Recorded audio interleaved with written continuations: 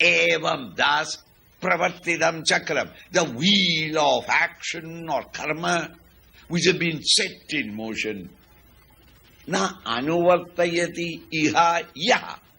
Yaha, whoever he be, he who is not implicitly following this universal law of karma, that wheel of karma, you are not implicitly obeying it.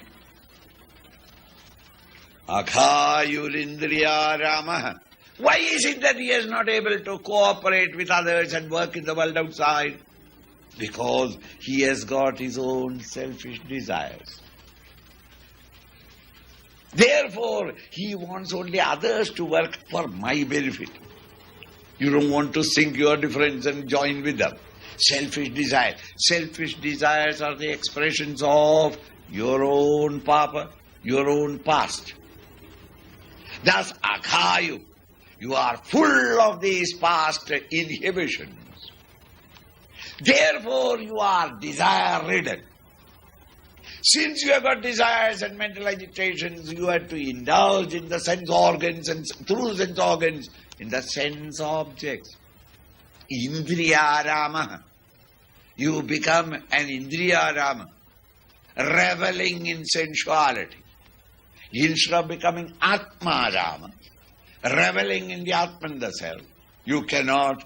The antithesis is Indriyarama. Indriyarama, Indriya sense organs. Indriyarama, reveling in sensuality. Why? Because sensuous desires are in you.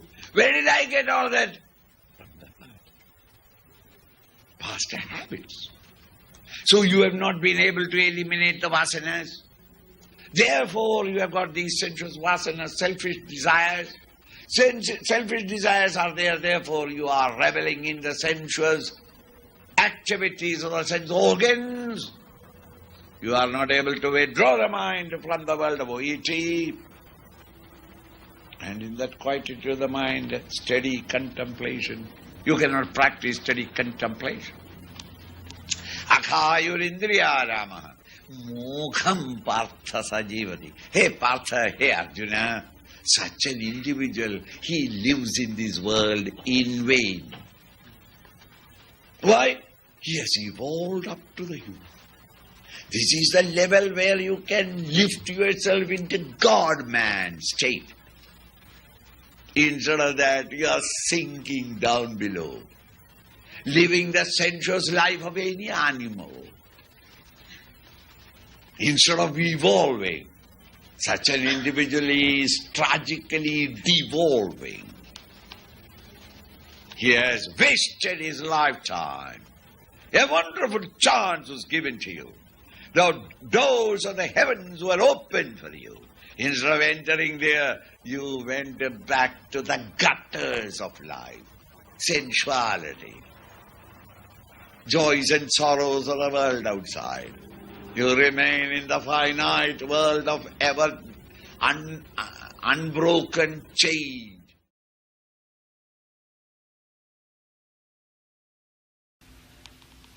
Such an individual as Nachasya Sarva Bhutesh, of all living beings in the world outside. He has none who can Kashchidarthavyapashraya. He is not depending upon anyone. And therefore nobody can put any pressure on him. Nobody can compel him to act. These are the three impulses in which you and I act. You act, you go to office every day because you have to earn that livelihood. If you don't go, you will miss it and therefore you are going. And the third type of student, youngsters are going to work only because, my bap and my father and mother will be on my head, therefore I am going. Pressurized by others. All these three are not in the man of realization. Therefore he has no duties in the world outside. You and I, we must work in order to purify the mind, in order to exhaust the vasanas and purify the mind. With the purified mind, we have to achieve the great thing. Once you have reached there, really speaking, you have no compulsion at all to work. And yet, all saints and sages and prophets have been working even 20 and 22 hours a day.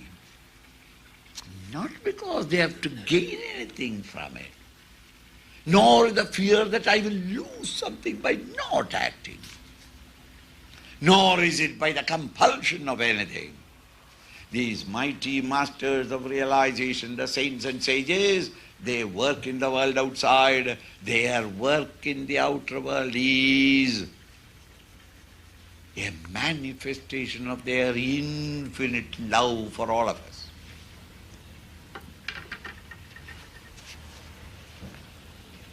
Out of sheer love, they come back again into this world to guide and lead someone, because they feel so grateful that their teacher has removed all their confusions in the mind.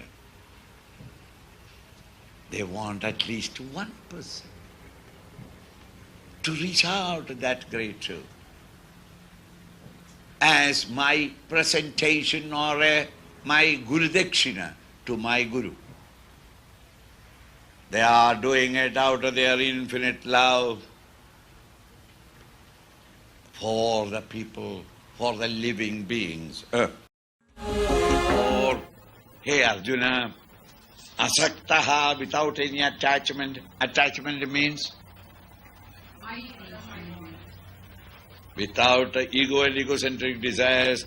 Satatam, at all times. Karyam karma, your obligatory duties.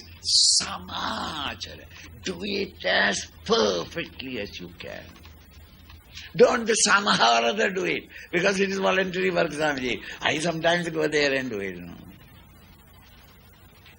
Peace Corps. No, samachara. Do it as perfectly as you can, whatever that you are doing. Asatto hyacharan karma. By fulfilling your obligatory duties in a spirit of non-attachment, without ego and egocentric desires, man can reach paramapnoti purusha. Man reaches the highest. What? By working in the world outside? Yes. Paramparaya, by stages. When you are working and fulfilling all your duties in the world outside without ego and egocentric desires, the existing vasanas get exhausted, no new vasanas are created. 100th time I am saying. That is why I am saying it very quickly, so that you don't feel insulted. Now, when the vasanas are exhausted, the pressure vasana and emenda is reduced. Therefore, emenda is extrovertedness is curtailed. The mind becomes relatively quiet. Quieter the mind, greater the contemplation. Through contemplation, you realize the highest. And therefore, when you start exhausting the vasanas or purifying the mind, how do you do it? By serving in the world outside. But when you do it with attachment, you are getting more and more entangled. That is what you do. You look after your wife, children, and you start slowly becoming more and more attached. And thereafterwards you want your son to marry the girl whom you choose. And the young boy says that, Papa, it is not your marriage, it is my marriage, I will marry whom I want. And sorrow, and tragedy, and life miserable, all because you did serve the children, good, but it has created more entanglements in you.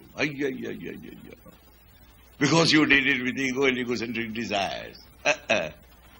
Without ego and egocentric desires. The Lord has given me this job. I shall do it as best as I can. The judge is the Lord. Lord is the boss. His satisfaction is all that I want. With that idea, when you work on, the existing vasanas get exhausted and you become purified in your mind. A purified mind has got greater intensity of contemplation. And in the contemplative mind, you realize the highest truth. Therefore, you can reach the highest.